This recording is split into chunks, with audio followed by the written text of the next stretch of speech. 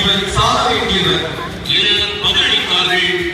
பின்பு அவருடைய முகத்தில் துப்பி அவரை கையால் குத்தினார்கள்.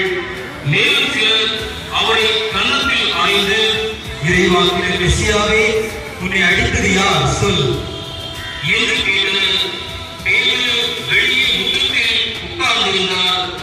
பணிப்பெண் ஒருவர் அவரிடம் வந்து, நீயும் கலிலேயனாகிய இயேசுவோடு இருக்கிறவர்தானே என்றார்.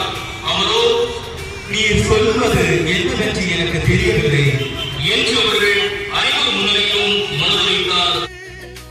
அவர்கள், இவன் கடவுளுடைய திருக்கோவிலை இடித்து அதை 3 நாளில் கட்டியெழுத்த என்னால் முடியும் என்றார் என்று கூறினார்கள். அப்பொழுது தலைமை குரு எழுந்து அவரிடம், இவர்கள் உனக்கு எதிராக கூறும் சான்றுக்கு மறுபடி கூற மாட்டாயா என்று கேட்டார்.